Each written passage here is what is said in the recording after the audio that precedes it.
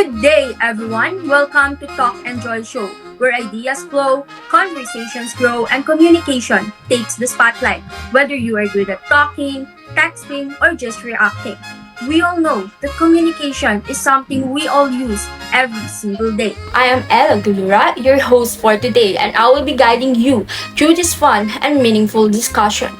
In this talk show, we will explore what communication is and understand more about how it works. So stay with us as we break down how communication works and how we can all become a better communicators. And to make this whole conference interesting, of course, I'm not the only one who will talk, but also all of us here in the Google Meet.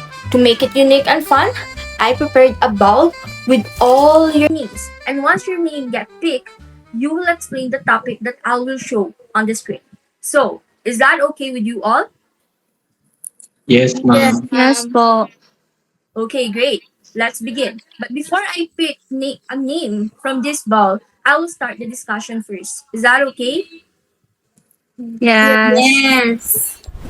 So, Okay. our topic for today is all about the types of communication. When we say communication, it comes from Latin communicare, which means to share. Communication is the process of sharing and conveying messages from one person or group to another through speaking, writing, or other forms of expression.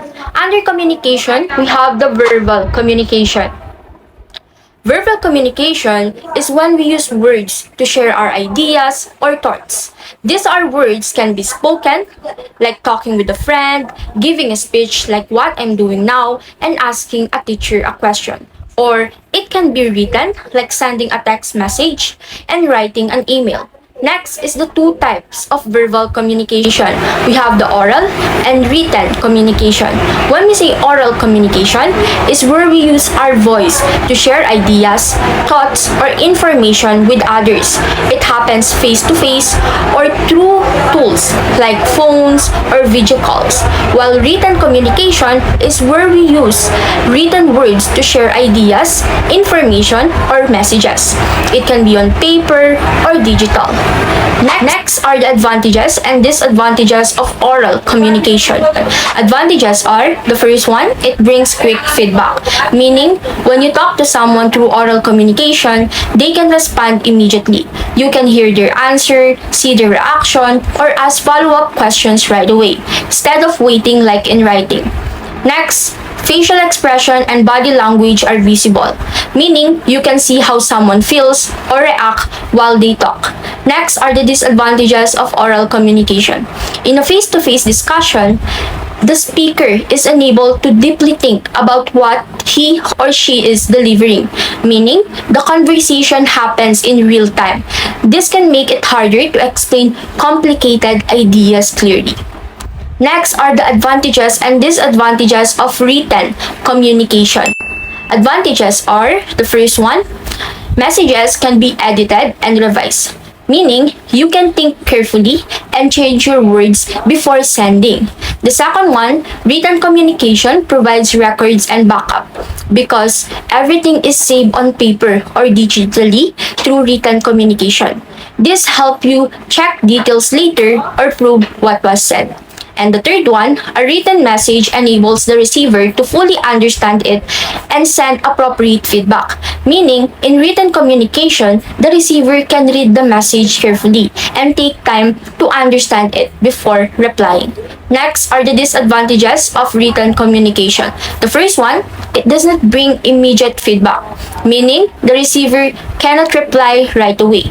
They need time to read, think, and respond. So it is slower than talking. The second one, it takes more time in composing a written message as a number of people struggles in their writing ability. Meaning, some people struggle to write clearly. They need extra time to think, organize ideas, and choose the right words before sending the message. Now, I will pick a name from this ball to explain what is nonverbal communication. Okay, Miss Zapata, please explain what is nonverbal communication. Nonverbal communication is when you communicate without using words. Words Through through gesture, facial expression, body language, or other signals. Next are the characteristics of nonverbal communication. First, nonverbal communication gives us hint of how people feel because we can see their emotions through gesture, facial expression, and body movements without them saying a word. Second, nonverbal communications make it possible for people not to communicate because even if we don't speak, our body, face, action send message that other can't notice. Third, nonverbal communication primarily involves attitude, not ideas, because it shows how we feel or our moods rather than explaining detailed thoughts or information. Fourth, nonverbal communication behavior provides clues, not facts because it shows feelings or attitude, but it doesn't give exact information like words do. Fifth, nonverbal communication provide much more information than verbal communication because people can show feelings, attitude, and reactions through body language, facial expression, tones, and gesture, which word alone might not be fully conveyed. Okay, thanks, Miss Zapata. Next is Mr. Manalang. Mr. Manalang, please explain the three elements of nonverbal communication. The first element in pre-nonverbal communication is appearance. This refers to how things look and what they communicate without words. There are two key aspects to consider here. First, the speaker. How you look, including your clothing, grooming, and overall presentation, says a lot about you. For example, a teacher in neat clothes look professional and confident.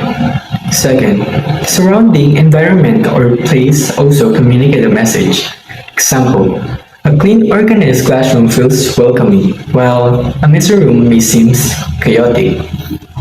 Second one is body language. This is how we use our body to communicate without words. It includes our facial expression or display, gesture, and posture.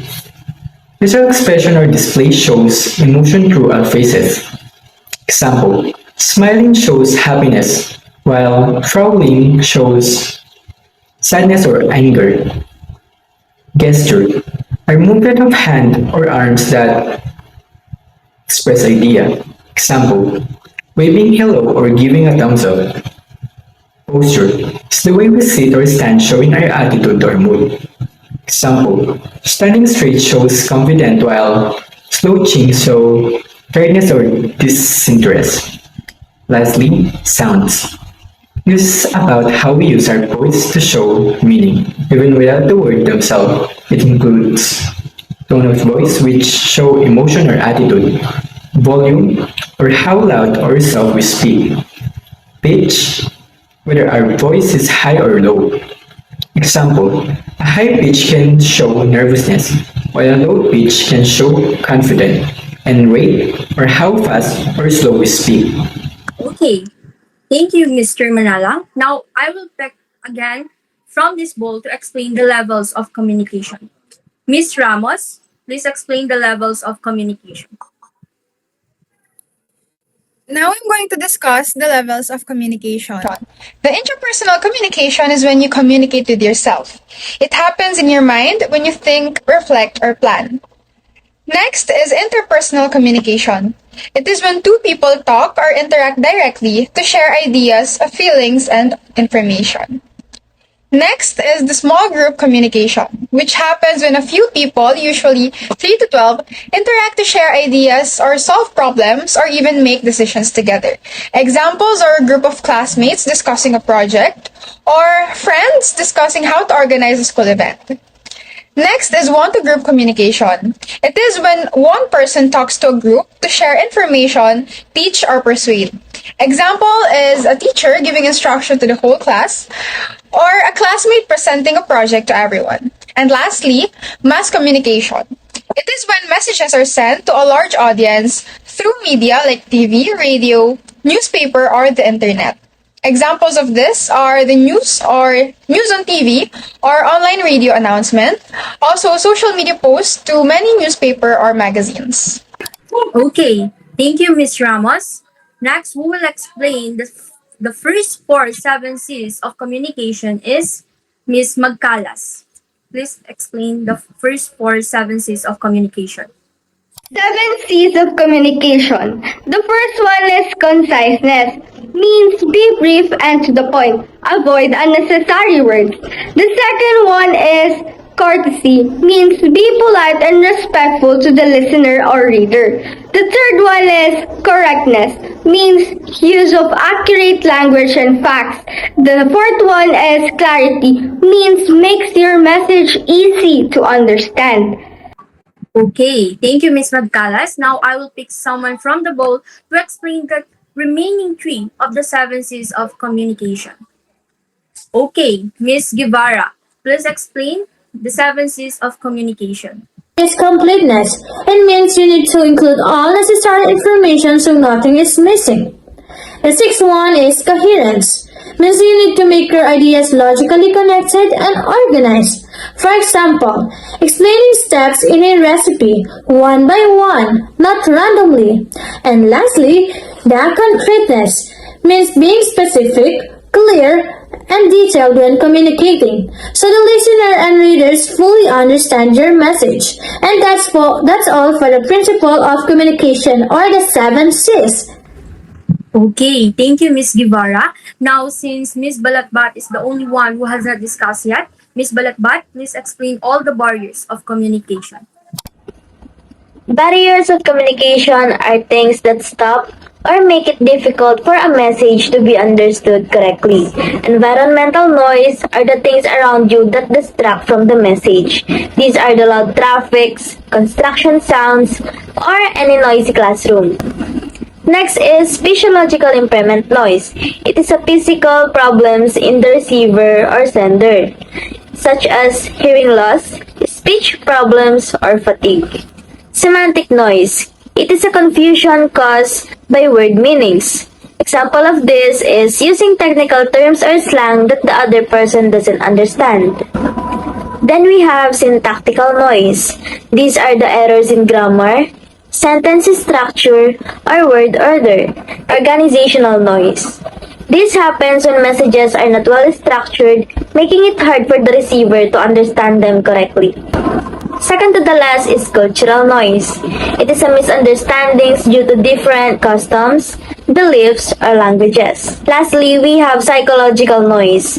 It is a mental distractions or emotions that affect understanding, such as stress, anger, or daydreaming while someone is talking. Okay, thank you, Miss Balatbat, and thank you to all of you for explaining and discussing the different types of communication. Before we end our talk show, can you share your learnings about the communication we discussed today? I learned that communication is important in sharing ideas, information, and feelings with others. There are different types of communication, such as verbal and nonverbal, and each helps people understand messages in different ways. We also learned the levels of communications, which show how communication works from ourselves to large audience. This talk show taught us that effective communication is not only about speaking, but also listening, understanding, and delivering messages clearly and respectfully. Okay, I think that's it. It seems like you really learned a lot during this talk show. I hope you didn't just learn but also enjoyed the discussion. That's all. Thank you everyone for participating. I appreciate your effort. Thank you, Thank you, Miss Anna. Anna. All right. Thank you and goodbye everyone. Goodbye, ma'am. Bye, ma'am.